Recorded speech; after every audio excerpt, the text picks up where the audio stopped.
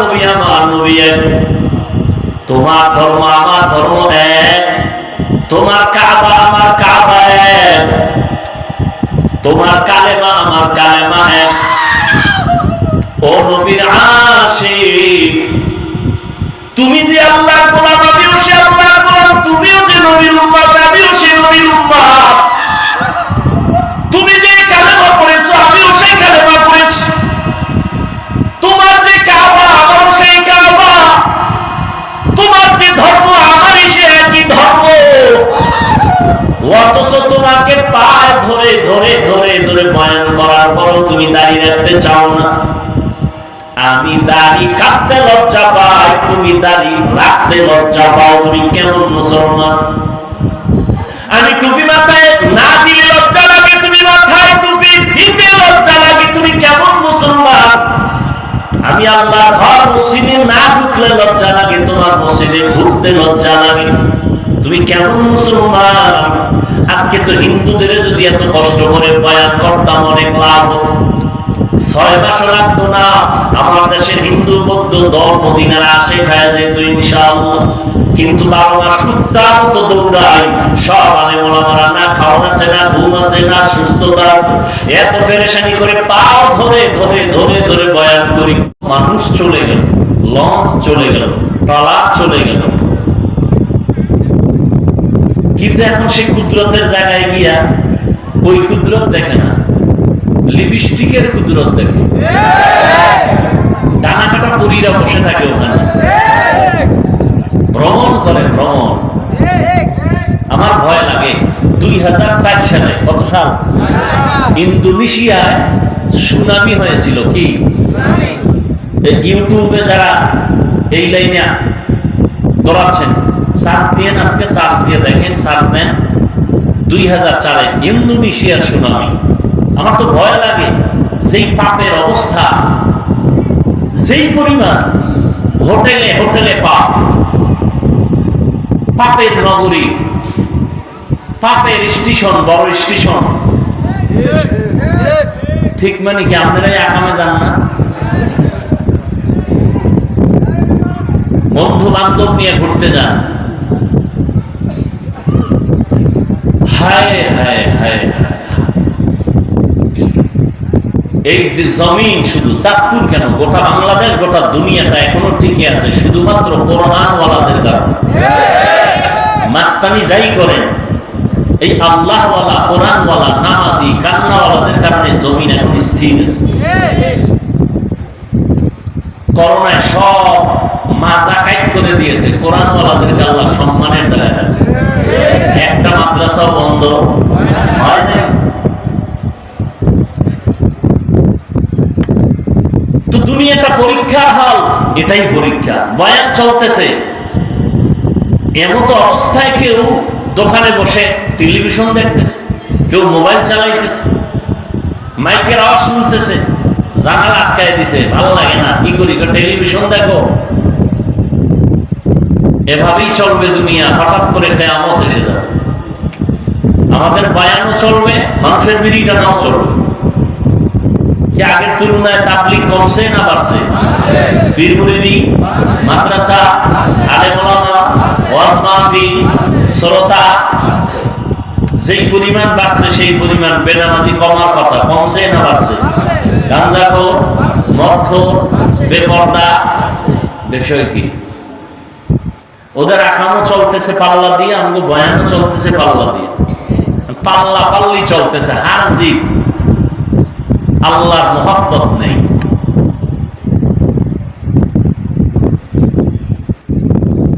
আল্লাহ আমাকে আপনাদের সবাইকে হেদায়েত দান করুন। পরীক্ষা, মুসিবত আসবেই। কাদের জন্য পরীক্ষা? মুমিনের জন্য। আল্লাহ এই পরীক্ষাটা মুমিনকে করবেন, বেঈমানকে কেন করবেন না? বেঈমানের জন্য জান্নাত নাই, জান্নাত শুধু মুমিনের জন্য। আমি মুমিনকেই জান্নাত দিব, বিনা হিসাবে দিব, তবে পরীক্ষায় পাশ করা লাগবে। 5টা জিনিসের দ্বারা আল্লাহ পরীক্ষা নেবেন: ভয়, ক্ষুধা, মালের ঘাটতি, জীবনের ঘাটতি, ফলের ঘাটতি। পাশ করতে হলে একটা পুঁজি লাগবে। পরীক্ষায় পাশ করতে হলে কয় পুঁজি? এক পুঁজির নাম ধৈর্য। এই যে এখানে আপনারা বসছেন, এটাও এই ধৈর্য আবার তিন প্রকার। ইবাদতের বেলায় ধৈর্য, মুসিবতের বেলায় ধৈর্য, গুনাহের বেলায় ধৈর্য। এখানে বসছেন, এটা ইবাদতের একটা অংশ। যাদের ধৈর্য নাই ওরা নাই, যাদের ধৈর্য নাই, ধৈর্য না থাকলে আপনি বসতে পারবেন না, সম্ভব না। যাদের ধৈর্য আছে তারা বসে আছে। এটা হলো ইবাদতের বেলায় ধৈর্য, আর একটা হলো গুনাহের বেলায় ধৈর্য। মানে ফজরের 4 রাকাত নামাজ পড়তে সর্বোচ্চ 20 মিনিট লাগবে। কত মিনিট? কিন্তু অনেকে 20 মিনিটের মজা পায়, ঘুমে না পায়, পাইয়া 20 মিনিটের মজায় 4 রাকাত নামাজ পড়ে না, ঘুমায়। 20 মিনিটের মজায় যে ঘুমাইল নামাজ বাদ দিয়া, সে ধৈর্যের সাথে উঠতে পারলো না। শাস্তিটা কি? সাজাটা কি 20 মিনিট হবে? ধৈর্য নাই। অথচ সারা রাত মোবাইল চালাইছে, এজন্য কোনো পরোয়া নাই, চিন্তা নাই। সারা রাত মোবাইল চালায়, দেখছে কি কবিরা গুনাহ। কি বয়ান শুনবেন আপনারা? কি বয়ান করব? ধ্বংসের দ্বার প্রান্তে আমরা সব। লেখাপড়ার সফলতা নষ্ট মোবাইল। যুবকদের চেহারা সব ফ্যাকাশে, সারা রাত কবিরা গুনাহ করলে চেহারা নূর আসবে কি করে? আল্লাহ সব ভাইকে মোবাইলের গুনাহের থেকে হেফাজত করেন। স্বামী আর স্ত্রী নুজহাতুল মাজালিসে ধৈর্যের বয়ানে একটা ঘটনা আছে, 2 মিনিট বলবো। আবার তো আপনারা এমনি তো বলে কেসা কাহিনীর ওয়াজ করি, কি ওয়াজ বলে না? বলে না? কে বলে?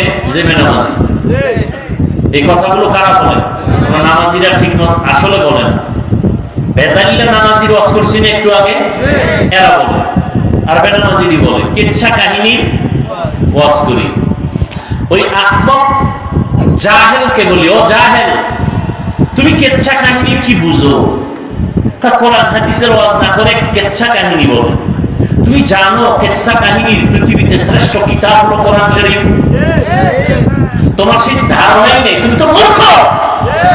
তোমার সে ধারণাই নেই পৃথিবীতে শ্রেষ্ঠ কিচ্ছা কাহিনীর কিতাবের নাম কোরআন, শ্রেষ্ঠ কিচ্ছা কাহিনীর কিতাবের নাম হাদিস শরীফ। এবার ওলামায়ে কেরাম আমাকে একটু সহযোগিতা করবেন, সাধারণ মানুষ বুঝুক, একটু সহযোগিতা যারা আলেম আছেন করবেন। কোরআন শরীফে গরুর কেচ্ছা নাই? বলে, সত্য কথা বলেন। হাতির কেচ্ছা নাই?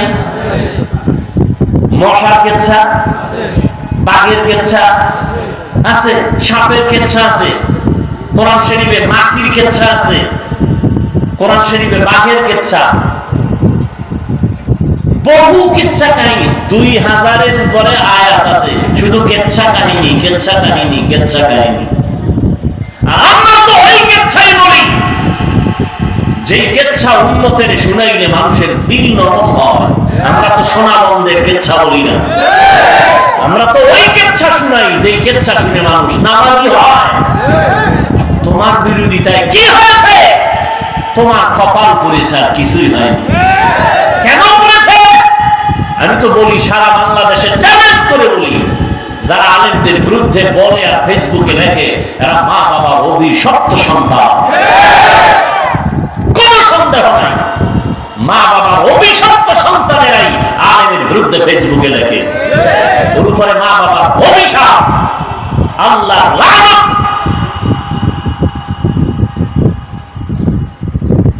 আল্লাহ হেদায়েত দান করুন। কোরআন শরীফে কুকুরের ঘর কিসসা নাই? কি বলবো কত? ওই জাহেলদেরকে কি বলা যায়? এরা বলে আমরা কিসসা কাহিনী রস করি। কি বুঝাতে চাও? জাতিকে কি বুঝাতে চাও? কি মেসেজ দিতে চাও? আমাকে একটা জবাব দিবেন। আপনারা বয়ান কিছু শুনবেন না রাগ আসতেছে দিলে? আমি যদি কোনো ভুল বলি দাঁড়ায় আমাকে একটু স্মরণ করাই দিবেন যে হাফিজ ভাই এটা ভুল হচ্ছে। আমাকে একটু জবাব দিবেন নিরপেক্ষভাবে, কোনো স্বার্থ নিয়ে না, কোনো পক্ষ নিয়ে না। সত্য কথাটা আপনি বলবেন, মানেন আর না মানেন, বলবেন।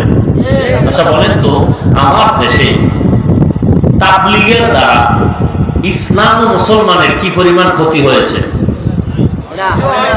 সত্যটা বলেন, আপনি মানেন না মানেন, স্বীকার করেন ক্ষতি হয় নাই? সবাই একমত? আচ্ছা, 2, কওমি মাদ্রাসার দ্বারা আমার দেশের মুসলমানের ঈমান ও আমলের কি ক্ষতি হয়েছে? সত্য কথাটা বলেন। নাম্বার 3, আমার দেশে হক পীর আসেনি? আছে। এই আহলে হক পীর মাশায়েখের দ্বারা আমার দেশের মুসলমান ইসলামের কোনো ক্ষতি হয়েছে? বলেন। তাবলীগের কথা শুনে মানুষ কি দাড়ি কেটে ফেলে? চরমনাই, উজানি, বাহাদুরপুর, নানুপুর আহলে হক যারা আছেন পীর মাশায়েখ, এদের বয়ানে মানুষ কি নামাজ পড়ার থেকে বেনামাজি হয়? কওমি মাদ্রাসার কারণে এদেশের সন্তানরা সব গাঞ্জাখোর হয়, সন্ত্রাসী হয়। তাহলে সবাই একমত? যদি একমত হন, আমি রাগের ভাষায় না, মহব্বতের ভাষায় বলবো, মৃত্যু পর্যন্ত কোনোদিন 1 সেকেন্ডের জন্য তাবলীগের বিরুদ্ধে কিছু বলবেন না, কিছু লিখবেন না। কওমির বিরুদ্ধে কিছু বলবেন না, কিছু লিখবেন না। খাঁটি আল্লাহওয়ালা পীর মাশায়েখের বিরুদ্ধে কিছু বলবেন না, কিছু লিখবেন না। যদি করে থাকেন তওবা করে নেবেন। ঠিক আছে তো ইনশাআল্লাহ?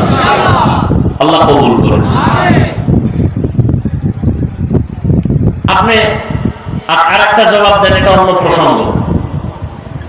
কিয়ামতের আগ মুহূর্ত পর্যন্ত আমাদের নবীজি আমাদেরকে কালেমার দাওয়াত দিতে, ঈমানের, ইসলামের দাওয়াত দিতে আসবেন? আমাদের নবীজি বলেন না কেন? আচ্ছা, আবু বকর আসবেন? ওমর ফারুক? কোন সাহাবা? ইমাম আবু হানিফা, ইমাম বুখারী, ইমাম মুসলিম, ইমাম তিরমিজি, ইমাম মালিক কেউ আসবেন কিয়ামতের আগে? আচ্ছা, এবার আপনাকে প্রশ্ন, আমরা জান্নাতে যাব না? কথা বলেন। ইনশাআল্লাহ। জান্নাতের ঠিকানা আছে কোরআন হাদিসে। কোথায়? এই যুবকরা জবাব দাও, জান্নাতের ঠিকানা কোথায়? কপাল খারাপ, তুমি কোরআন শরীফের আরবি বুঝো না, হাদিসেরও আরবি পারো না। এখন তোমার জান্নাতে যাইতে হলে কোরআন হাদিস থেকে ঠিকানা নিতে হবে। তুমি এখন কোরআনও বুঝো না, কোরআনের ব্যাখ্যাও বুঝো না, হাদিসও বুঝো না, হাদিসের ব্যাখ্যাও বুঝো না। এখন তোমার পথ কি? নবীও আসবে না, আবু বকর আসবে না, সাহাবায়ে কেরাম আসবে না। এখন পথ কি তোমার? কি পথ? একটা পথ খোলা, উলামায়ে আহলে হকের পরামর্শ নিয়ে কোরআন সুন্নাহ অনুযায়ী চলা। কথা ঠিক? কিন্তু তুমি চায়ের দোকানে বইয়া মুছে তেল লাগায়া বলো, আমি কোন ওলিয়া উলিয়া মানি না, ব্যক্তি মানি না, মাযহাব মানি না, আমি কোরআন হাদিস মানি। তুমি কোরআনের আরবি বুঝো না, হাদিস বুঝো না। তুমি যদি বলো আমি কোন ব্যক্তি মানি না, আমি কোন মাযহাব মানি না, আমি কোন ওলিয়া উলিয়া মানি না, আমি কোরআন হাদিস মানি, তুমি কোরআন হাদিস মানা কি জিনিস তুমি বুঝোই না। বুঝোই না কোরআন হাদিস মানা কি জিনিস। আমি তো সারা বাংলাদেশে কসম খাইয়া বলি, কসম খাইলে কথা গ্রান্টেড আরো বাড়ে। আল্লাহ কসম, জমিনে যারা বলবে আমরা ওলিয়া উলিয়া মানি না, এরা কোরআন শরীফ মানে না, বুখারী শরীফ মানে না, এরা বাতিল, এরা ভণ্ড। এদের যারা ভণ্ড স্বীকার করে না, তারাও ভণ্ড। কথা বুঝতে পারছি? যারা বলে ওলিয়া উলিয়া মানি না, এরা কোরআন শরীফও মানে না, কোন বুখারী শরীফও মানে না, এরা হক না বাতিল? এদের যারা বাতিল বলে না, তারাও বাতিল। আল্লাহ হেদায়েত দান করুন।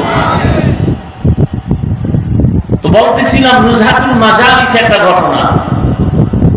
ধৈর্য নিয়া স্বামী আর স্ত্রী, স্ত্রী স্বামীকে বলে তুমি আমাকে কেমন মহব্বত করো? বলে সীমাহীন। বলে দলিল? তুমি আমার জীবন, তুমি আমার মরণ, যা চাইবা তাই দিব। স্ত্রী আবার বলে যা চাইবো তাই দিবা? বলে অবশ্যই দিব।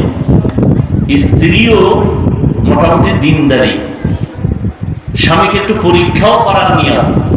আসলে দিবা? তালাক দাও। তালাক কি দাও? স্বামী বলে মরে গেলেও তালাক? বলে তুমি ওয়াদা করছো দিবা, দাও। দুইজনে হালকা তর্ক, সমাধানের জন্য ওই যুগের নবীর কাছে রওনা।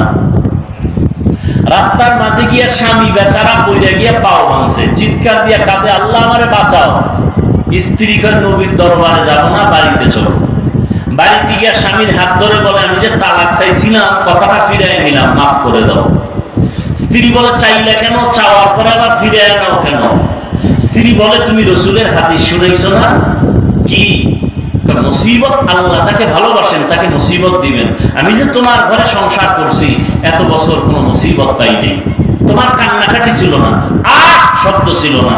বুঝলাম যেখানে মুসিবত নাই ওখানে খোদার রহমত নাই, আমিও নাই, তালাক চাইছি। কিন্তু যখন রাস্তায় গিয়া পাও ভাঙছে, আল্লাহকে ডাকছো, কান্না আসছে, আহ শব্দ বের হয়েছে, আমি হাদিস অনুযায়ী ভেবে নিলাম রহমত নাজিল হয়েছে। যেখানে আল্লাহর রহমত আছে আমিও আছি। আর আমগো হালকা মুসিবতে পড়লে এলাকার কমিশনার থেকে গালাগালি শুরু করে খোদা পর্যন্ত যায়, ঠিক নেই? অথচ আল্লাহ বলেন, অবশ্যই আমি মুসিবত দিয়া পরীক্ষা করবই করব, 5টা জিনিসের মাধ্যমে। পাস করার জন্য পুঁজি লাগবে একটা, নাম কি বলেন? ধৈর্য। দাম কত? ধৈর্যের পরীক্ষা দিলেন ইব্রাহিম নবী ইসমাইলের ছুরির তলে নিয়ে। বাবারও যেমন ধৈর্য, সন্তানেরও যেমন ধৈর্য। আল্লাহ কয়, যারা ধৈর্য ধারণ করার গুণটা অর্জন করবে আমি তাদের তো অনেকগুলো পুরস্কার দিব, তবে 2টা পুরস্কার দিব মারাত্মক কঠিন, বড় দামি। একটা দুনিয়ায় আর একটা পরকালে। দুনিয়াটা কি? আমি আল্লাহ তার বন্ধু হয়ে থাকব। সুবহানাল্লাহ আছে না? ইয়া আইয়ুহাল্লাযীনা আমানুস্তাঈনু বিস-সাবরি ওয়াস-সালাহ ইন্নাল্লাহা মা'আস-সাবিরিন। আল্লাহ বলেন, আমার কাছে সাহায্য প্রার্থনা করো সালাত ও সবর ও সালাতের মাধ্যমে, নিশ্চয় আমি আল্লাহ সাবিরিন যারা ধৈর্য ধারণকারী তাদের বন্ধু হয়ে থাকবো। বন্ধু হয়ে যাবেন না, বন্ধু হয়ে থাকবেন সারাক্ষণ। আল্লাহ যদি বন্ধু হয় কোনো পেরেশানি আছে? আছে কোনো পেরেশানি? কোনো পেরেশানি নেই, দুনিয়াতেও নাই। ধৈর্য ধারণকারী যারা তাদের জন্য আরেকটা বড় পুরস্কার পরকালে। কি? যেদিন নবীরা পর্যন্ত আল্লাহর আযাবের ভয়, সূর্যের গরম, জাহান্নামের আগুনের গরমে বেকার হয়ে যাবে, নবীরা যাদের কোনো গুনাহ নাই, সেই দিন আমি আল্লাহ ধৈর্য ধারণকারীদের বলবো, বিনা হিসাবে জান্নাতে চলে যাও। ইন্নামা ইউওয়াফাস সাবিরুনা আজরাহুম ইন্নামা ইউওয়াফাস সাবিরুনা আজরাহুম বিগাইরি হিসাব। জান্নাত দিবেন বিগাইরে হিসাব। জান্নাত চাইতে ইনশাআল্লাহ হিসাব দিয়া না হিসাব ছাড়া? হিসাব দিয়া না হিসাব ছাড়া? আল্লাহ কবুল করেন। বেহেশত আযাব কে আযারে নবাশ কসে রাবা কসে করে নবাশু। আল্লাহ তাআলা বলেন, আমি 5টা জিনিসের দ্বারা পরীক্ষা নিব। পাস করার জন্য একটা পুঁজি লাগবে। পুঁজির নাম কি? ধৈর্য। ধৈর্যটা হাদিস শরীফে নবী বলেন নিসফুল ঈমান। ঈমানের অর্থ হলো ধৈর্যের ভেতরে। ইয়া আইয়ুহাল্লাযীনা আমানুসবিরু ওয়া সাবিরু ওয়া রাবিতু ওয়াত্তাকুল্লাহা লাআল্লাকুম তুফলিহুন। ধৈর্যের উপরে মজবুত হয়ে থাকো। মুসিবতের বেলায় ধৈর্য, মুসিবত আসবেই, ধৈর্য হারা হওয়া যাবে না, পাগল হওয়া যাবে না। আল্লাহর উপরে স্মরণ করে ধৈর্যের সাথে মোকাবেলা করো, দোয়া করো, আল্লাহর কাছে কান্নাকাটি করো। আল্লাহ পাক মুহূর্তের মধ্যে তোমার ধৈর্যের পরীক্ষায় তোমাকে কামিয়াবি দান করবেন। গুনাহের বেলায় ধৈর্য, মুসিবতের বেলায় ধৈর্য। যদি এই ধৈর্য নিয়ে চলতে পারো, আমি আল্লাহ তোমাকে পাশ করায় দিব। পরীক্ষা 5টা জিনিসের মধ্যে প্রথম হলো ভয়। ওয়ালানাবলুওয়ান্নাকুম বিশাইইম মিনাল খাউফি ওয়াল জু'। 4 মাযহাবের 4 ইমামের এক ইমাম হলেন ইমাম শাফিঈ রাহমাতুল্লাহি আলাইহি। তিনি বলেন এখানে 5টা জিনিসের যে প্রথমটা বলা হলো ভয়। ভয় দ্বারা এখানে উদ্দেশ্য হলো আল্লাহর পক্ষ থেকে ভয়, আর একটা ভয় আছে বান্দার পক্ষ থেকে ভয়। এখানে উদ্দেশ্য হলো আল্লাহর পক্ষ থেকে ভয়। বলে কেন? কয় বান্দা দাড়ি রাখলে তোমার আত্মীয় স্বজনরা বেজার হয়ে যাবে, দাড়ি কাটলে আল্লাহ বেজার হয়ে যাবে। ঠিক নেই? এখন কি তুমি আত্মীয় স্বজনের সম্পর্কের ভয় দাড়ি কাটবা, নাকি আমার আল্লাহ আযাবের ভয় তুমি দাড়ি লম্বা করো? এটা তোমার পরীক্ষা। তুমি যদি পর্দা করো, তোমার আত্মীয় স্বজনরা বেজার হয়ে যাবে। এত পর্দা কেন? দিলটাকে পরিষ্কার রাখো, বেশি পর্দা লাগবে না। পর্দা না করলে আমার আল্লাহ বেজার। যার সাথে দেখা দেওয়া জায়েজ নাই, একবার দেখা দিবে একটা কবিরা গুনাহ, 2বার দেখা দিবে 2টা কবিরা গুনাহ। ভুলে যদি কোনো বেগানাতির নজর পড়ে তাহলে আল্লাহ মাফ করবেন। ইচ্ছা করে যদি তাকায় গুনাহ হবে কবিরা গুনাহ। ও নবীর আশিক, রহমতের নবী, 4 খলিফা আবু বকর সিদ্দিক রাদিয়াল্লাহু আনহু, উসমান রাদিয়াল্লাহু তাআলা আনহু, ওমর ফারুক রাদিয়াল্লাহু তাআলা আনহু, হযরত আলী রাদিয়াল্লাহু তাআলা আনহু। কয়জন? একটু জবাব দিয়ে এই যুবক লোকা, তুই গেলে আমরা একসাথে যাই, এরকম করো না, এটা মহা মুসিবত। ছেড়ে দিব না,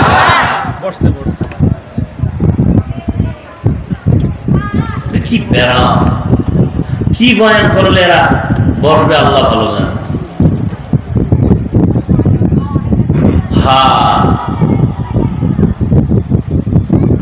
কয়জন খলিফা? 4 জন। আর সরদারকে রহমতের নবী, এরা গেছেন কলিজার টুকরা রসুলের, রসুলের কলিজার টুকরা কন্যা, নাম বলেন ফাতেমা।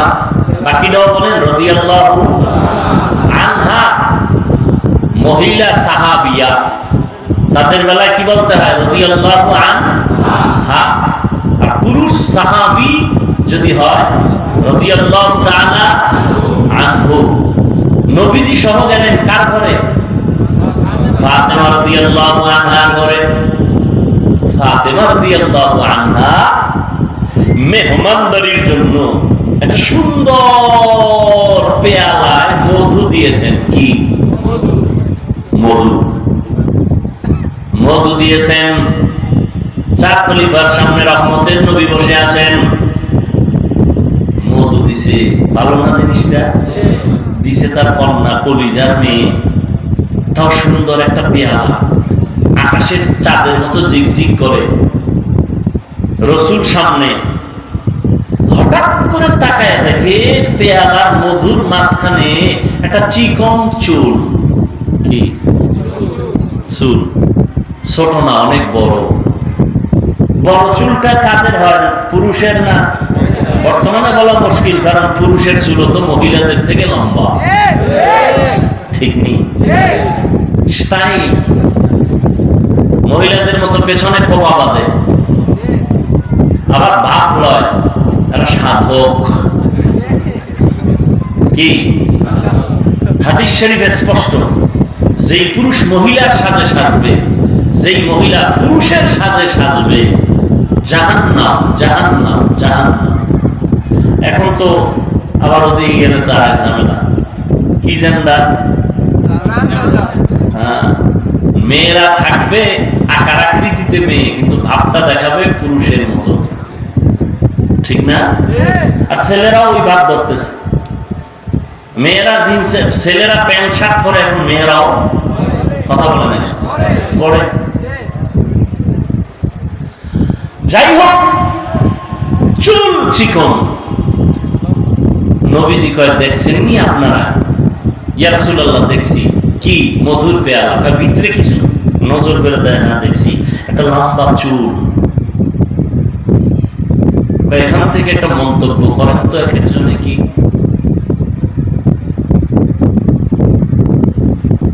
আবু বকর বলে, আমি একটা মন্তব্য করি। বলে, কি? মানুষের ঈমান চমকদার পেয়ালার মতো, হ্যাঁ, আমল মধুর মতো মিষ্টি, আমল ইখলাস চুলের মতো চিকন। চুলের মতো চিকন। ওমরে ফারুক, আপনি একটা মন্তব্য করেন। ওমরে ফারুক বলেন, ইয়া রাসূলুল্লাহ, আমি একটা মন্তব্য করি। দুনিয়ার চেয়ারে বসাটা পেয়ালার মতো চমকদার, আদল ইনসাফ প্রতিষ্ঠা করা, ক্ষমতায় বসিয়া মানুষের শাসন করা মধুর মতো মজা, কিন্তু ইনসাফ বজায় রাখা চুলের মতো কঠিন। চেয়ারেও বইছে, খুব মজা। চেয়ারে বলে একটা ভাবই তো আলাদা। কি ভাব? আলাদা। মানুষের বিচার আচার করে, এখানেও একটা মজা আছে না নেই? ডানেও টাকা, বামেও টাকা। ইনসাফ ঠিক রাখা কির মতো কঠিন? চুলের মতো কঠিন। ওসমান রাদিয়াল্লাহু তাআলা আনহু বলেন, ইয়া রাসূলুল্লাহ, আমি একটা মন্তব্য করি। বলে, করেন। রহমতের নবী আমার, আল্লাহ পাকের কোরআন হাদিসের ইলম এ পেয়ালার মতো চমকদার, আমল করা, ইলম অর্জন করাটা মধুর মতো মজা, কিন্তু ইলম অনুযায়ী আমল কইরা আল্লাহ পাওয়া চুলের মতো বড় কঠিন। এত সুন্দর মজলিসটা কেমন মনে করেন? দেখছেন নি? নবীজি মজা করতেছেন। নবীজি কি করতেছেন? মজা করতেছেন। খুব সুন্দর মজা। মজার মধ্য দিয়া হেদায়েতের আলো আসতেছে। কি আলো আসতেছে? আর আমগো মজার ভিতরে দিয়া গুনাহ আসতেছে। গুনাহ, মজা করি গুনাহ দিয়ে। নাউযুবিল্লাহি মিন যালিক। আল্লাহ হেদায়েত দান করুন। হ্যাঁ, হযরত আলী আছে না নাই? নবী যদি অনুমতি দেন আমি একটা করি। হযরত আলী ডাক দিয়া কয়, ইয়া রাসূলুল্লাহ, দিন কায়েম, দুনিয়াতে দিন কায়েমে জিহাদে যাওয়া পেয়ালার মতো চমৎকার, ওই রাস্তায় শাহাদাতের পেয়ালা পান করা মধুর মতো মিষ্টি, কিন্তু আল্লাহর মহব্বত নিয়ে যুদ্ধের ময়দানে জীবনকে বিসর্জন দেওয়া চুলের মতো বড় কঠিন। ফাতেমাকে আব্বা এত সুন্দর মজলিসে মতামত দিতেছেন, আমার একটা নিবেন না? নবী বলেন, মা তুমি বলো, তোমারটাই তো নিতে আসছি, বলো। ফাতেমা রাদিয়াল্লাহু আনহা বলেন, ওরে আব্বা জান, রহমতের নবী আমার, আমি তো নারী হিসাবে নারীদের বিষয়টাই জানি। বলে, কি? কয়, নারীদের পর্দা করা পেয়ালার মতো চমৎকার, পর্দা রক্ষা করিয়া চলা, চেহারাটা পেয়ালার মতো চমৎকার, আর পর্দা জীবনে কায়েম করা, এটা হলো মধুর মতো মিষ্টি। কারণ যেই মেয়েটা হাত কাউকে দেখায় না, চেহারাটা কাউকে দেখায় না, ওর একটা ভেতরে পাওয়ার থাকে আলাদা, সতীত্ব নষ্ট করে না, এর পাওয়ার আলাদা। ফাতেমা বলেন, ইয়া রাসূলুল্লাহ, কিন্তু বেগানার নজর থেকে নিজেকে বাঁচাইয়া রাখা চুলের মতো কঠিন। বাদ আছে কে? কথা হয় না। নবী কয় আমি একটা কইতাম না। নবী সবাই কয় আপনি একটা তো কইবেন ইয়া রাসূলুল্লাহ। এর মধ্যে জিবরাইল আছে। জিবরাইল এত সুন্দর মজলিস চলতেছে, আপনি কি কম না? আমি কি বলবো নবী রাসূল?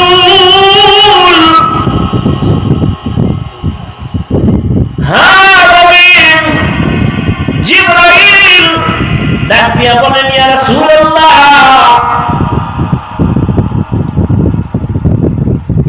আমি বলতে চাই আল্লাহর রাস্তায় চলবে, দ্বীনের উপরে চলাটা, দ্বীনের আলো নিয়ে চলাটা পেয়ারার মতো সুন্দর, এর উপরে আমল করাটা মধুর মতো মজা, আল্লাহ সন্তুষ্টি অর্জন করা কোন চুলের মতো কঠিন। জিবরাইল কয় আপনি তো মজলিস দেখা আল্লাহ কিছু কইতে চাইছেন, আল্লাহ বলতে চান। আল্লাহ নবী বলেন আল্লাহ বলার আগে আমারটা বলে লই। নবী বলেন আমি আল্লাহর মারিফত অর্জন করা পেয়ারার মতো চমৎকার চমকদার, আর মারিফতের মজা অন্তরে জমা করা না, মধুর মতো মিষ্টি। আল্লাহর পরিচয় লাভের না মারিফত, মারিফতটা পেয়ারার মতো চমৎকার, আর আল্লাহর পরিচয় অন্তরে ধারণ করা মধুর মতো মিষ্টি। কারণ যার মধ্যে আল্লাহর পরিচয় একবার আসবে সে হবে আল্লাহর আশিক।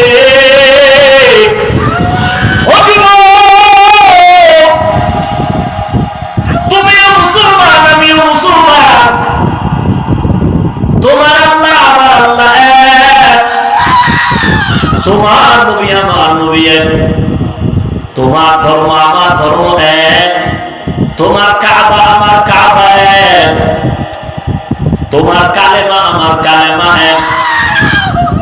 ও নবীর আশিক, তুমি যে আল্লাহর গোলাম, আমিও সে আল্লাহর গোলাম, তুমিও যে নবীর উম্মত, আমিও সে নবীর উম্মত।